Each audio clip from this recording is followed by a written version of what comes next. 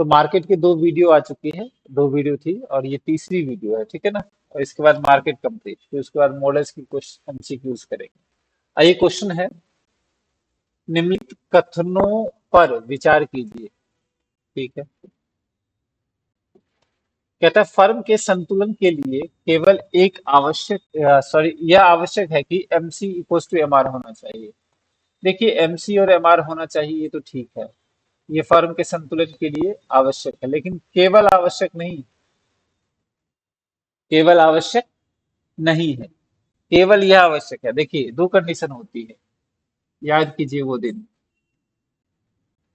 जब आपको क्लास में पढ़ाया गया था कि M C equals to M R equals to A R होता है, और इस तरह से एम सी कट करता है, ठीक है ना। और फर्म का संतुलन कहाँ होता है, जहां पे एम आर एम सी बराबर हो और M R M C equal हो, और M C cut M R from below, और नीचे से काटता हूँ, C cut M R from below, ये चीजें थी। तो ये कंडीशन तो चलिए ठीक है, ये तो पहला ठीक है, हम केवल ये होना चाहिए, ठीक है। फर्म के संतुलन के लिए केवल यह आवश्यक है कि एमसीआर के एमसीएमआर ठीक है। पूर्ण प्रत्योग की स्थिति में एक फर्म की एमआर वक्र उसकी एमसी वक्र के अनुरूप होता है, मतलब उसकी के जैसा होता है। एमआर एमसी तो मतलब ही नहीं, तो होगा नहीं, ठीक है। तो ये कह रहा है कि इनमें से कौन सा कथन सही है, सही है बोला, एमसीएमआर तो ठीक है। अब बताइए इसका आंसर क्या होगा। इसका आंसर ए होगा, इसका आंसर क्या होगा, ए होगा। केवल यह आवश्यक है कि एमसी इक्वल टू एमआर होना चाहिए, फर्म के संतुलन के लिए एमसी टू एमआर तो बिल्कुल सही है। अगर दूसरी पूछता तो MC cut MR from below होता, लेकिन जो ये लिख रहा है कि एमआर वक्र एमसी के अनुरूप होना चाहिए, ये गलत है। अब यहाँ पे देखिए एमसी के अनुरूप कहाँ पे है, एक जैसा कहाँ लग रहा है, आपको अलग अलग दिख रहा होगा। तो ये इसका करेक्ट आंसर होगा, ए इसका करेक्ट आंसर होगा, बी कह सेकंड ये तो होगा नहीं, ठीक है ना। तो ए इसका करेक्ट आंसर, ये आपको ध्यान देना है। तो इसके लिए आपको सिर्फ ये डायग्राम माइंड में घूमते रहना चाहिए। आगे बढ़ते हैं, कहता है निम्नलिखित कथनों पर विचार कीजिए, ठीक है। एकाधिकार के अंतर्गत समरूप वस्तु की एक ही उत्पाद या विक्रेता होता है। अच्छा, एकाधिकार के अंतर्गत समरूप वस्तु का उत्पादन होता है, समरूप वस्तु का उत्पादन होता है, बताइए क्या सही है, सब कौन सा कथन सही है, बताइए फटाफट, फटाफट ऑप्शन बताइए।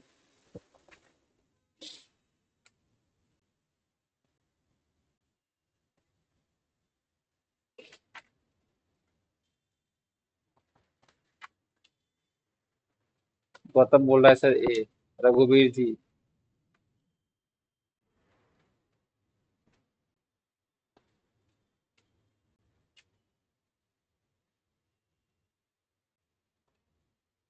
फटाफट इसका आंसर बताइए आप, ए कमेंट कीजिए फटाफट।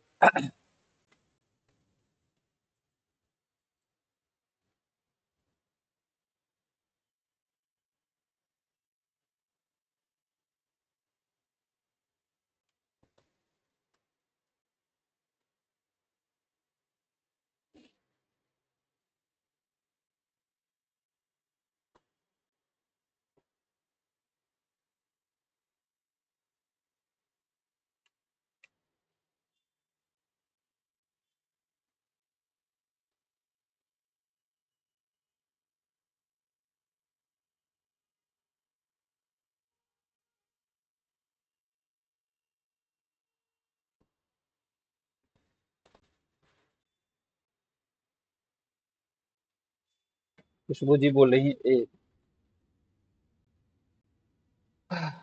देखिए एकाधिकार के अंतर्गत समरूप वस्तु का ही उत्पादन होता है। अच्छा, वस्तुएं एक ही होती हैं, उसमें समरूप वस्तु का उत्पादन होता है। और एकाधिकार के अंतर्गत समरूप वस्तु एक ही उत्पाद और एक विक्रेता होता है, ये तो ठीक है, पहला ठीक है। एकाधिकार के अंतर्गत समरूप वस्तु का उत्पादन होता है, ये गलत, समरूप वस्तु पूर्ण पट्टे में होती है। तो ये इसका भी आंसर क्या आएगा, फर्स्ट ही आएगा, ठीक है ना। ठीक है, इसका आंसर ए का आंसर ए है, बिल्कुल सही है, सबका आंसर ए है। चलिए आगे बढ़ते हैं। 14 क्वेश्चन करना है, बिल्कुल छोटी छोटी क्लासेस होंगी, लेकिन लोग रिवीजन डेली करेंगे, ठीक है ना। क्लासेस कम होंगी लेकिन कोशिश करूंगा कि बहुत इंपॉर्टेंट इंपॉर्टेंट क्वेश्चन जो है वो हम लोग करते रहें। मॉडल के भी एमसीक्यू करेंगे। बाकी आप लोग मन लगा के जो जैसे आप स्टडी करते हैं वो करें, ठीक है ना। कोई यूट्यूब कोई टीचर जो है किसी स्टूडेंट को पास नहीं करवाता। आप लोग अपना मेहनत जैसे जिस हिसाब से करते हैं, हाँ। आप लोगों का 5-7 नंबर से ही रहा है, ये फैक्ट है। 2-3 नंबर से ही रहा है, तो वो 2-3 नंबर जो है ये बढ़ जाएगा। प्रैक्टिस से क्या होता है, 2-3 नंबर बढ़ जाता है, लेकिन 2-3-5 नंबर ही अंतर होता है टीचर का। बाकी आप लोगों की मेहनत होती है, ठीक है। और मुझे उम्मीद है कि आप लोग खूब मेहनत करते हैं। चलिए, एकाधिकार तथा एकाधिकारात्मक प्रतियोगिता के मांग वक्रों के बीच अंतर पाया जाता है, बताइए। अभी इसका आंसर बताइए। ये एकाधिकार नहीं है, ये एकाधिकार, ये है एकाधिकार, ठीक है ना। ये एकाधिकार। चलिए अब बताइए।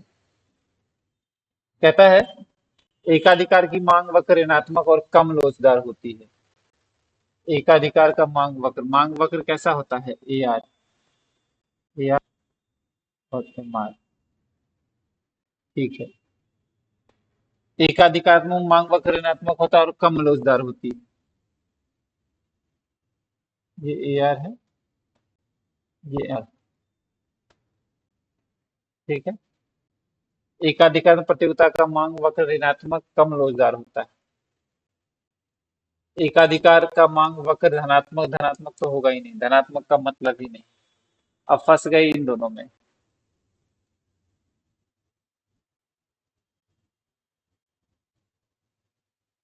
नहीं नहीं, एक मिनट रुक जाइए, ये ठीक है। एकाधिकारी नहीं है यहाँ पे। एकाधिकारी बोल लीजिए या एकाधिकारात्मक बोल लीजिए, सही है, बात दोनों सही है।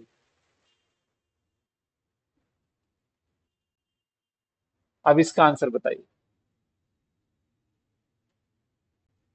और इसमें एक गलतियां हैं, वो मैं ठीक कर देता हूं। अगर हम इसको, चलिए इसका आंसर बता दीजिए। इसमें लिख देता हूं अधिक। एक गलती है, इसका मान लेता हूं अधिक रोजगार होती। अब बताइए आंसर क्या होगा इसका।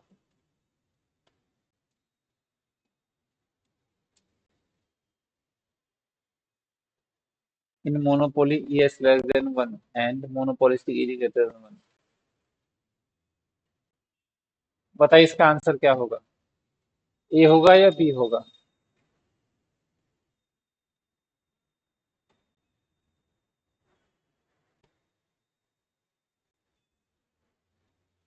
आंसर बी होगा, यानी एकाधिकारात्मक में क्या होता है, मांग की लोच अधिक लोचदार होती है, क्योंकि इसमें वस्तु विभेद, इसमें सब क्या होता है, वस्तु विभेद होता है। और प्रत्येक वस्तु क्या होती है, एक दूसरे के प्रतिस्थापन होती है। तो वस्तु प्रतिस्थापन होने की वजह से इसमें मांग की लोच अधिक होती है, इसमें कम होती है। तो इसका आंसर करेक्ट आएगा, वो बी आएगा, बी करेक्ट आंसर होगा। ठीक है रश्मि जी। चलिए आगे बढ़ते हैं। अच्छा, जब हमने ये पढ़ ही लिया है तो ध्यान दीजिए। और पूर्ण प्रतियोगिता में ए आर ऐसे होता है, तो ए आर मांग वक्र तो होता है। और ए आर ही मांग होगा तो पूर्ण प्रतियोगिता के बाजार में, पूर्ण प्रतियोगिता बाजार में क्या होगा, परफेक्ट कंपटीशन में मांग पूर्णतः लोचदार होती है। तो ये भी ध्यान दे ही लीजिए इसके साथ भी। आगे बढ़ते हैं। क्वेश्चन है, श्रीमती जॉन रॉबिन्सन की पुस्तक का नाम क्या है। इसके बारे में थोड़ा जान लेते हैं। श्रीमती जो है, श्रीमती जॉन रॉबिन्सन की बात कर लें। John Robinson, Robinson, Robinson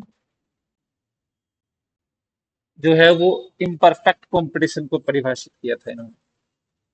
imperfect competition, अपूर्ण प्रतियोगिता, प्रतियोगिता, ठीक है। और चैम्बरलिन थे एक, चैम्बरलिन, चैम्बरलिन भाई साहब ने मोनोपोलिस्टिक कंपटीशन को परिभाषित किया था, मोनोपोलिस्टिक कंपटीशन यानी एकाधिकारात्मक, एकाधिकारी प्रतियोगिता। ठीक है, तो क्वेश्चन कह रहा है श्रीमती जॉन रॉबिन्सन की बात कर रहा है तो परफेक्ट कंपटीशन, चलिए इम्परफेक्ट।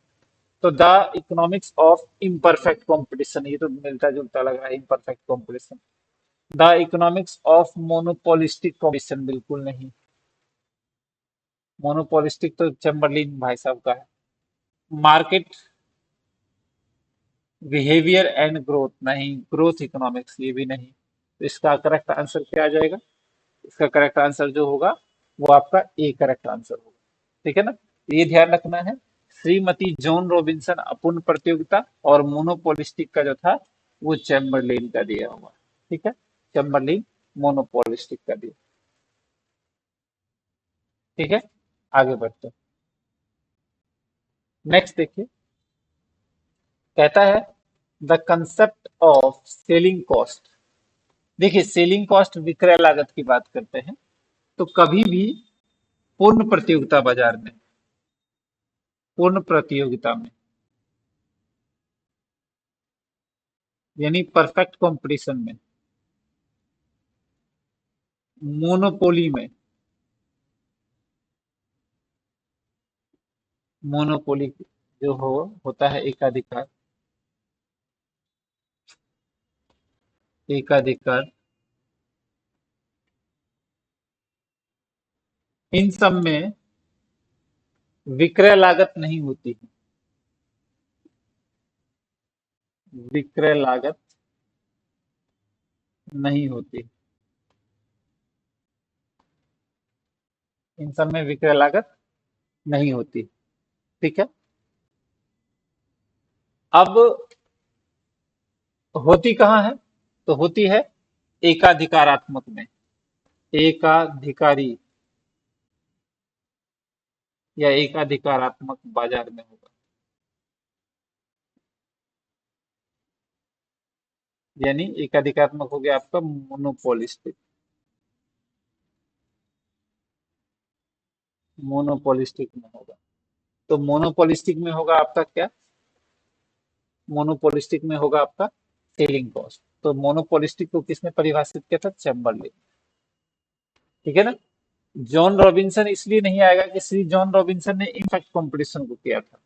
और इम्परफेक्ट कंपटीशन के दो जो बाजार होता है उसमें तीन होता है।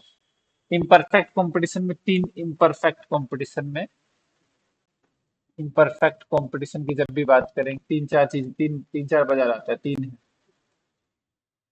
पहला है मोनोपोली, मोनोपिस्टिक और ओलिगोपोली। ठीक है ना, तो ये सारी चीजें तो इम्परफेक्ट कंपटीशन का मतलब है। चैम्बरलिन जो था सेलिंग कॉस्ट का उन्होंने दिया था एकाधिकारात्मक बाजार में। ठीक है ना, क्लियर है ये? तो ध्यान रखिएगा, the concept of selling cost given by the chamber, Chamberlain ने सेलिंग कॉस्ट का कंसेप्ट, विक्रय लागत का सिद्धांत किसने दिया था? चैम्बरलिन ने दिया। ठीक है, आगे बढ़ते हैं। Next, monopoly power can be measured by, एकाधिकार शक्ति का मापन किया जा सकता है, एकाधिकार शक्ति का मापन किया जा सकता है। कैसे किया जा सकता है? एकाधिकार शक्ति का है, ये बताइए फटाफट आप कमेंट बॉक्स में, एकाधिकार शक्ति को का प्रतिपादन किसने किया है? जल्दी फटाफट बताएं।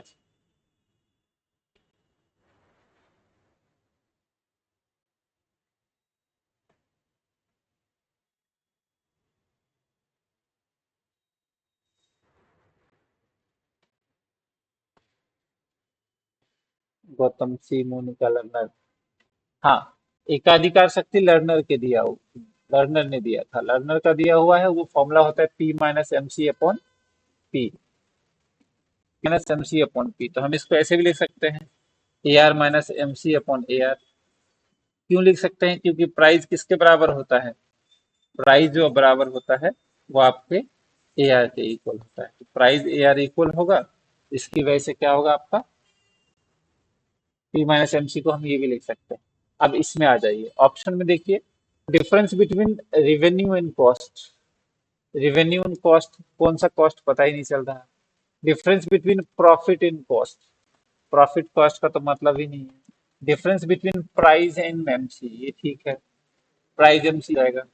Difference between price and average cost, AC की तो बात ही नहीं कर रहा है। इसका आंसर क्या होगा, सी होगा। पी मीन्स ए आर, ठीक है ना, इसका आंसर क्या होगा, सी होगा। क्लियर है, तो सी इज द करेक्ट आंसर। कोई दिक्कत, कोई समस्या यहाँ तक नहीं होनी चाहिए, आप आराम से करें। ठीक है, आपके पास समय का बहुत अभाव है, टाइम कम है, और कोई ऑफिशियल अभी तक कोई सब जो है अभी इलेक्शन में लगे हुए हैं, तो कोई न्यूज नहीं आ रही है कि आपका एग्जाम जो है बीपीएससी के कैलेंडर के हिसाब से ही होगा। सर ओलिगोपोली में सेलिंग कॉस्ट होता है, नहीं। वैसे होता है, सेलिंग कॉस्ट होता है, उसमें भी क्या है, होमोजेनियस हेटेरोजेनियस प्रोडक्ट। अब जैसे हमारे इंडिया में कार बनाने वाली कंपनियां हैं, उसमें भी सेलिंग कॉस्ट होता है। ठीक है ना, बीपीएससी के हिसाब से तो पेपर जो है दिया हुआ है वो है 10 से 12 दिन। ठीक है, बाकी कोई भाई साहब आके बोल नहीं रहे हैं, कोई तो शिक्षा विभाग की तरफ से या फिर कोई अब आया तो है नहीं। सर जी हमको नींद बहुत आ रहा है, क्या करें, कुछ बताइए। गौतम बोल रहे हैं सर हमको नींद बहुत आ रहा है। ठीक है ना, कुछ नहीं करना है। जैसे क्या होता है कि जैसे हम लोग गर्मियों में कपड़ा सुखाते हैं तो एक चिमटा होता है, वो कपड़े में लगाते हैं। ठीक है, जब नींद आए तो दोनों कान में लगा के, और वो ऐसा चिमटा होना चाहिए जो बहुत दबे। ठीक है ना, वैसा चिमटा लगा के बैठ जाइए, नींद में आएगी। ठीक है, और प्लास्टिक वाला नहीं, थोड़ा लोहे वाला हो तो और ज्यादा अच्छा है, नींद की अच्छी दवा है। आइए, difference between P minus M C, तो ये हो, क्लियर है, ये तो सी इसका करेक्ट आंसर। क्लियर है,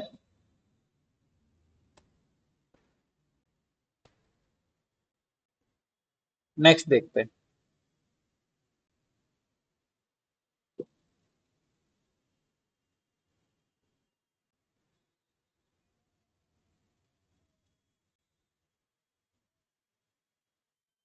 ठीक है, तो ये क्लियर है, लर्नर ने दिया हुआ एकाधिकारी शक्ति P minus M C upon P, तो ये आ जाएगा। ठीक है, आगे बढ़ते हैं। देखिए, डिपेंड ये नहीं करता है, क्योंकि आप लोग ये जो छोटी सी चीजें होती हैं, नींद नहीं, नींद ज्यादा आ रही है,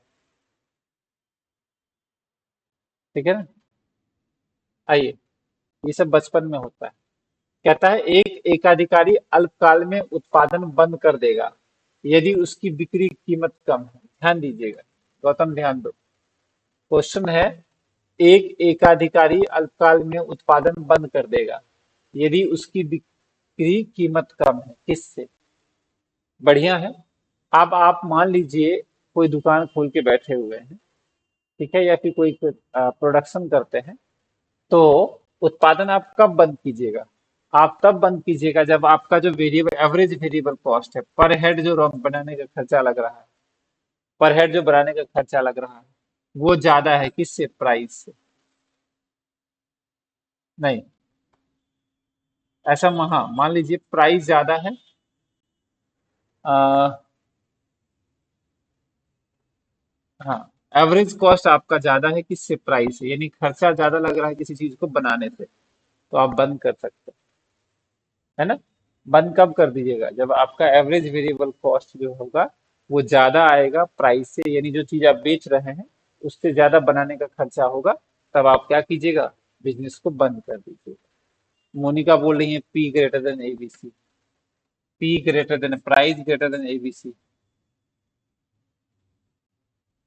नहीं Monika, P greater than ABC नहीं, प्राइस लेस देन, कीमत, कीमत कम है, उसकी बिक्री कीमत एबीसी से कम है। ठीक है ना, एबीसी से कम, तो सी इसका आ जाएगा ऑप्शन। आपने उल्टा सोच लिया शायद। मोनिका, शायद आपने उल्टा सोच लिया। एक एकाधिकारी अल्पकाल में उत्पादन बढ़ देगा यदि उसकी विक्रय कीमत जो है, कीमत औसत लागत से कम हो, यानी एवरेज कॉस्ट क्या है, ज्यादा है, कीमत कम है। ठीक है ना। शकुंतला जी बोल रही है कि सर मैं TI 2 में 6 to 8 में सिलेक्ट हुई हूँ और फॉर्म फिल करते टाइम मैंने नहीं फिल कर दिया, ये नहीं फिल कर पाई तो मैं।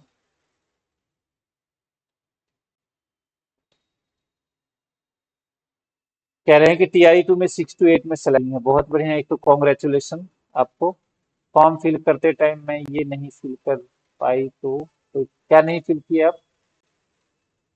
क्या फिल नहीं किए हैं आप शकुंतला जी?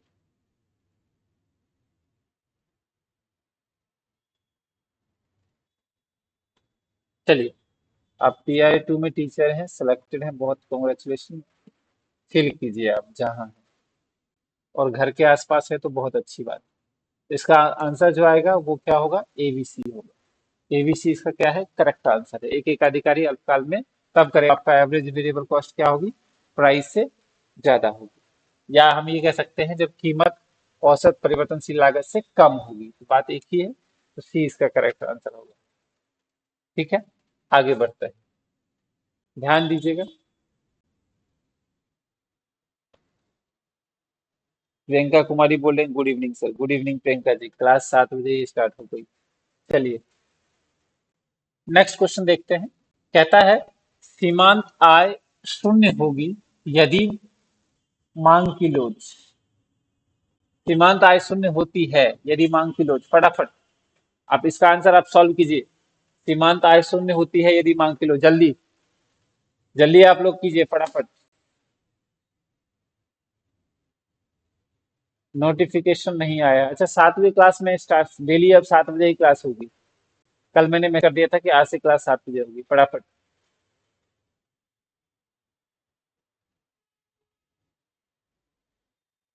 रघुवीर जी डी बोल रहे हैं, प्रियंका जी डी बोल रहे हैं, कोमल कुमारी ए बोल रही हैं, प्रियंका जी डी। दो दो प्रियंका है, 8 बजे कर दीजिए। ये ऑप्शन नहीं है परिधि जी, ABCD में ऑप्शन।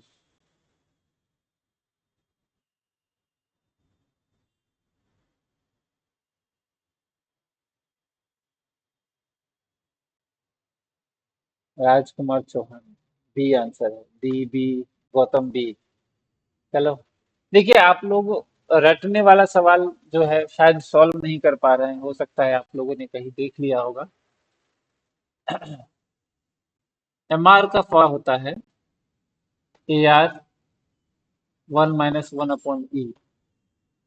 ठीक है, कह रहा है MR शून्य है तो शून्य ले लीजिए, AR हो जाएगा आपका, इसको LCM ले लेते हैं,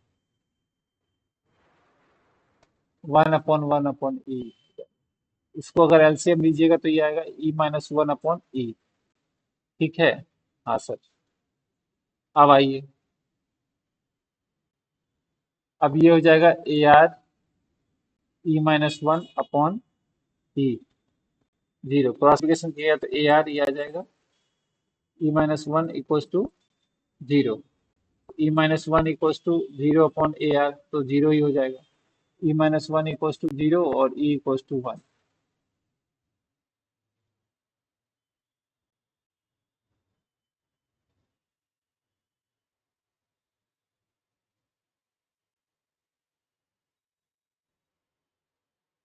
नहीं शकुंतला, शकुंतला जी कोई दिक्कत नहीं है। शकुंतला जी कह रहे हैं कि 6 to 8 में मैं सिलेक्ट हुई हूँ, और मैंने जब फॉर्म भरा था तो मैंने ये सिलेक्ट नहीं किया था कि मैं गवर्नमेंट एम्प्लॉयज हूँ, ये कहना चाह रहे हैं शायद, है ना।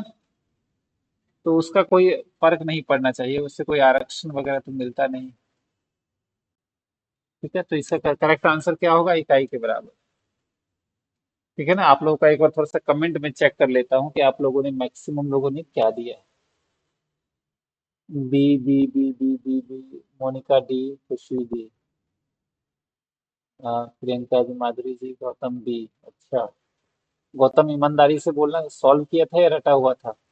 कंचन कुमारी डी, मोनिका डी।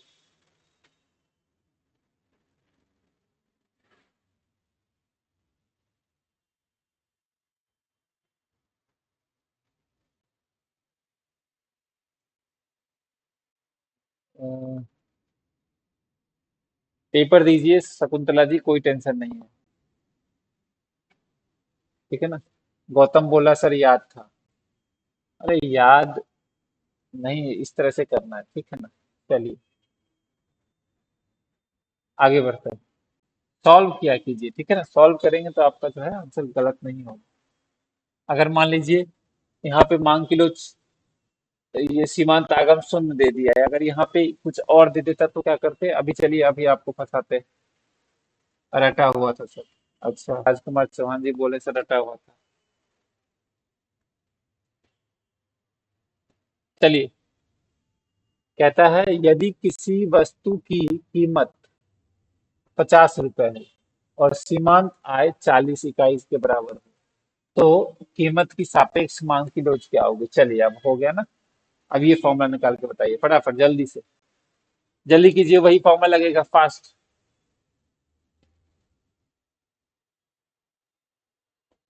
जल्दी कीजिए, फटाफट कमेंट करते रहिए कि आपका आंसर क्या आ रहा है। फटाफट कमेंट कीजिए।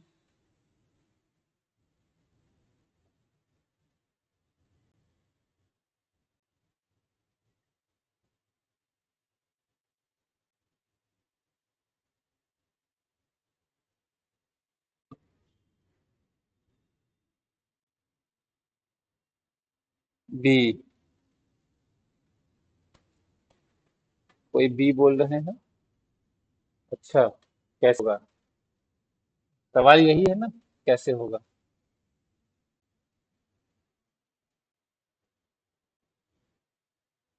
शायद यहाँ देख रहे होंगे। बी कैसे होगा बताइए।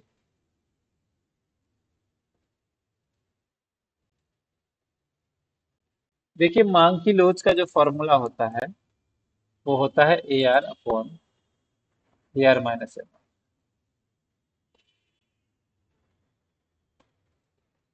यदि किसी वस्तु की कीमत 50 रुपए है, किलो है 50 है, और ये क्या है हमारा, एम आर है 40। 50/40 यानी 10, ये आ जाएगा 5। ये आ गया 5।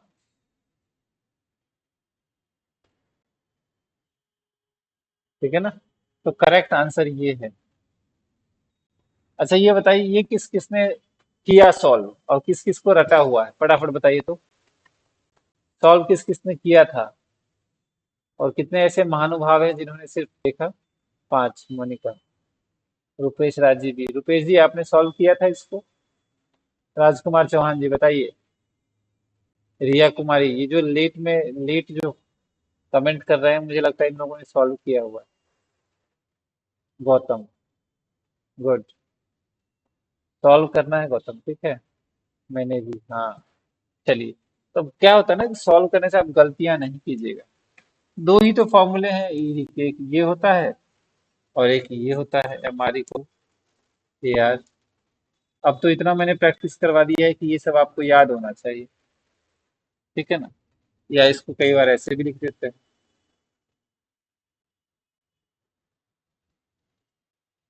क्लियर है। समझ में आया।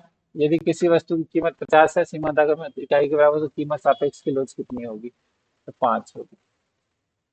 ठीक है ना, 5। 5 इसका क्या है, करेक्ट आंसर। चलिए आगे बढ़ते हैं। आगे बढ़िए।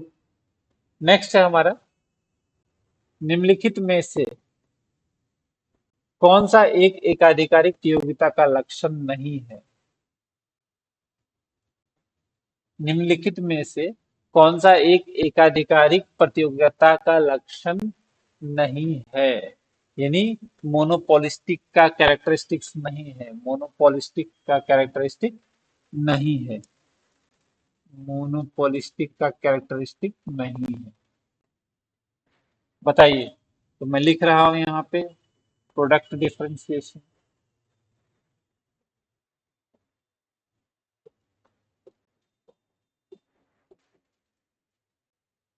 संतुलन पर M R equals to M C. Equilibrium की बात कर रहा है, इक्विलिब्रियम पे जो होगा, इक्विलिब्रियम होगा M R equals to M C होगा। विक्रय की कम संख्या, लेस नंबर ऑफ सेलर।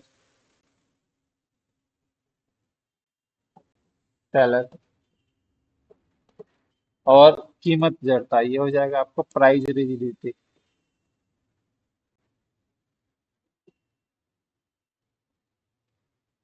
ठीक है ना। और यहाँ पे ई डाल देते हैं, मोर देन वन।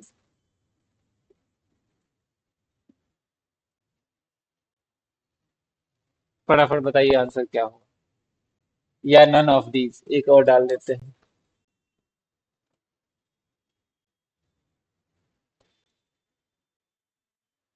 बोलिए क्या होगा इसका आंसर। नंदनी जी सी, गौतम डी, रुपेश डी।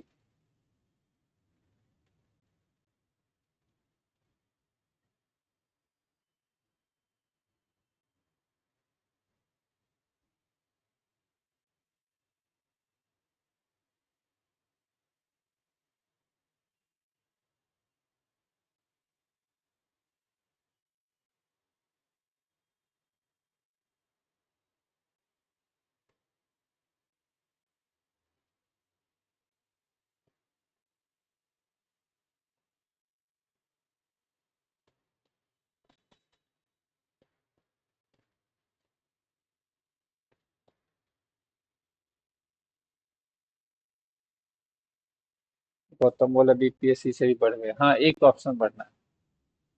बताइए क्या होगा इसका आंसर। ई होगा, रघुवीर जी बोल रहे हैं ई होगा। हाँ, देखिए, विक्रेताओं की कम संख्या ऐसा नहीं होता है। मोनोपोलिस्टिक में लार्ज नंबर ऑफ सेलर्स होते हैं, अत्यधिक होता है। और प्राइस डीटीवी नहीं होता है। ये प्राइस डीटीवी जो है ये ओलिगोपोली में होता है। ओलिगोपोली। क्योंकि कम संख्या जो होती है ये भी ओलिगोपोली, कुछ फ्यू बिग फर्म्स, कुछ चंद बड़ी फर्में जो होती हैं। तो ये दोनों नहीं होगा, ये दोनों जो है, इसका ये दोनों तो मोनोपोलिस्टिक की कंडीशन है, ये दोनों फीचर्स, सॉरी ये दोनों फीचर्स हैं, ये दोनों नहीं है। ठीक है, इसका करेक्ट आंसर जो होगा, ये दोनों नहीं होगा तो इसका आंसर हो जाएगा ई। ठीक है ना, इसका आंसर क्या होगा, ई। ई करेक्ट आंसर। ठीक है, आगे बढ़िए। नेक्स्ट देखिए,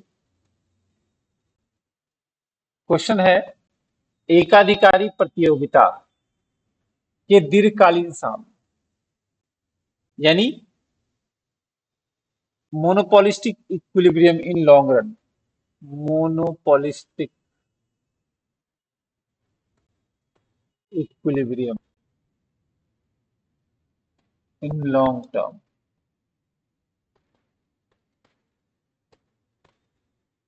monopolistic equilibrium in long run क्या होगा। सभी फर्म में केवल सामान्य लाभ यानी नॉर्मल प्रॉफिट होता है।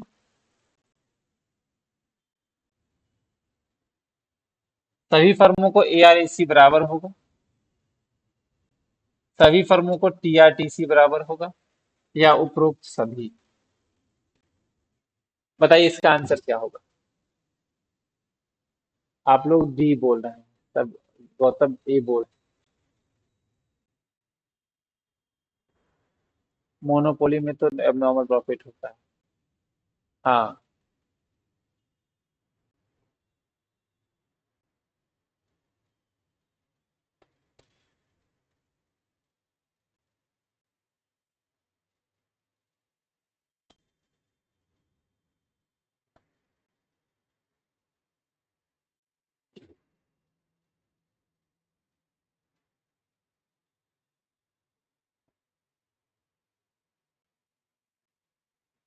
इसमें नॉर्मल इंग्लिश में ही है, लिख दिया मैंने। कहता है कि T R greater than TC होता है, आप समझिए ध्यान से। मोनोपोलिस्टिक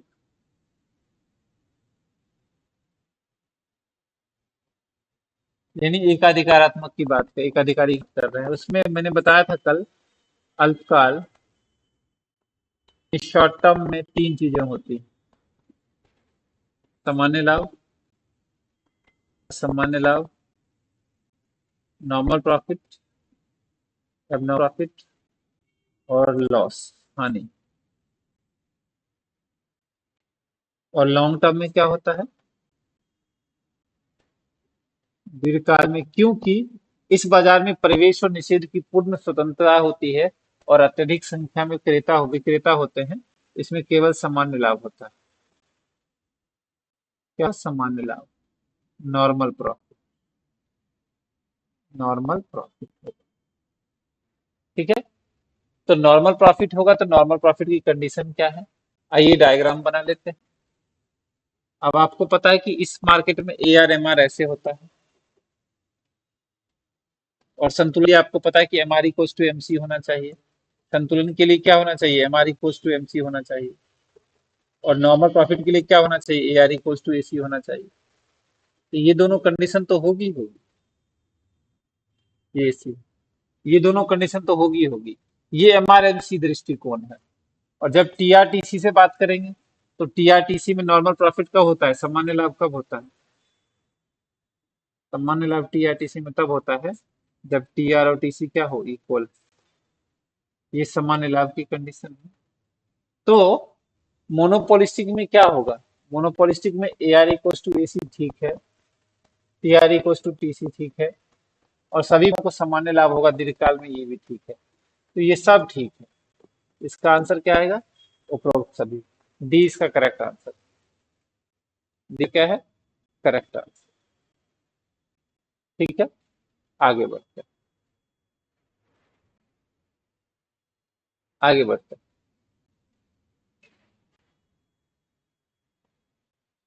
नेक्स्ट देखिए, एक एकाधिकारी अपने लाभों को अधिकतम करता है, मोनोपोलिस्टिक की बात कर रहा है। एक मोनोपोलिस्टिक जो होता है, मोनोपोलिस्टिक प्रॉफिट को मैक्सिमम कब करता है, बताइए। प्रॉफिट को मैक्सिमम कब करता है। जो भी यूट्यूब पे देखते हैं हमें प्लीज चैनल को जो है शेयर कीजिए, सब्सक्राइब कीजिए, और कोई भी डाउट है तो कमेंट करते रहें, ठीक है ना।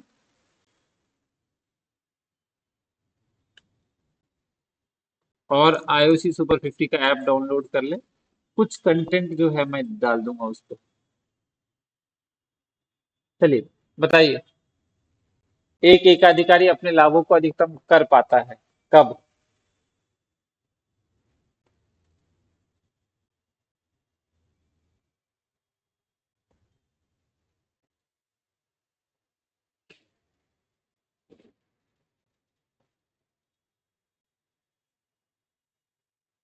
जब उसका उत्पादन अधिकतम हो, जब ऊंची कीमत वसूलता हो, उसकी औसत आगम यानी एसी मिनिमम हो, या उसकी सीमांत लागत सीमांत आगम के बराबर हो।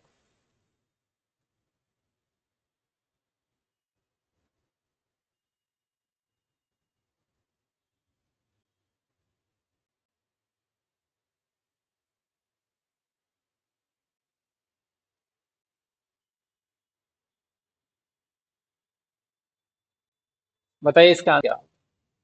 देखिए, लाभ को अधिकतम करने का मतलब कंडीशन ही होता है जहां पे आपका M R equal to M C start हो जाता है।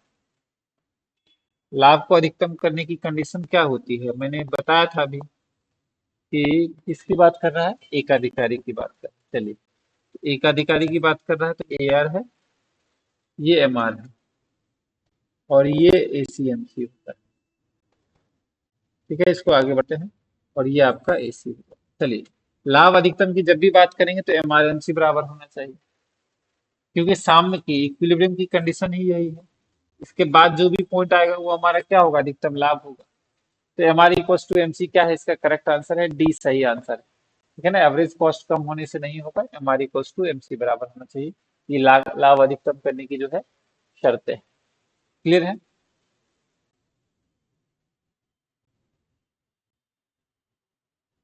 आगे बढ़ते हैं।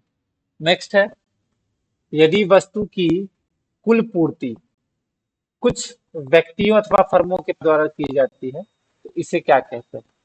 कुछ फर्में, ध्यान दिएगा, कुछ व्यक्तियों के पास या कुछ फर्मों के पास, फ्यू फर्म्स कह सकते हैं, फ्यू फर्म्स, कुछ फर्में, कुछ फर्म का मतलब होता है, हम कह सकते हैं 10 से कम।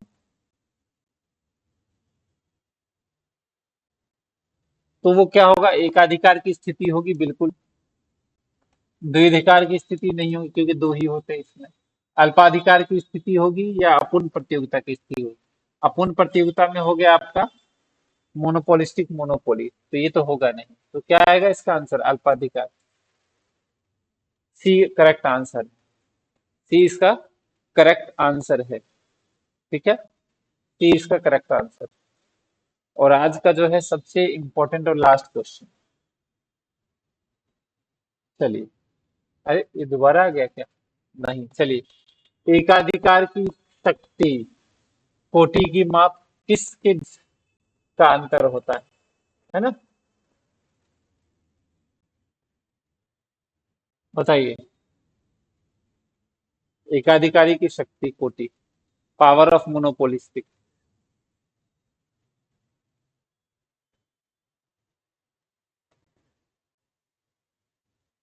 बोल रहे हैं सी, ए सी माइनस एम सी। देखिए इसका फॉर्मूला होता है P minus M C upon P. Price ही क्या होता है? ए आर होता है। तो हम लिखेंगे A R upon A C, M C upon A R. तो करेक्ट आंसर क्या होगा इसका? A R minus M C upon A R. A R minus M C, A R A C minus M C, A C minus A R minus M C, A R minus M C. क्या होगा इसका correct answer बताइए? ए सी और M सी। इसका answer होगा B. कई लोगों ने सी लगाया है, और और कई लोगों ने तो ए, गौतम ने तो ए भी लगाया है। वाह।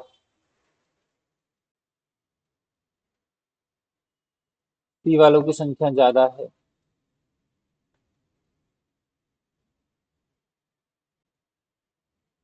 बी भी है, ए भी है, वैरायटी है। तो इसका करेक्ट आंसर बी होगा। ठीक है ना? तो ये जो है आपका मार्केट है। मैंने बोला था कि आपके लिए मार्केट के लिए 3 वीडियो आएंगी। 3 वीडियो जो है आपकी मार्केट की, ये ठीक है।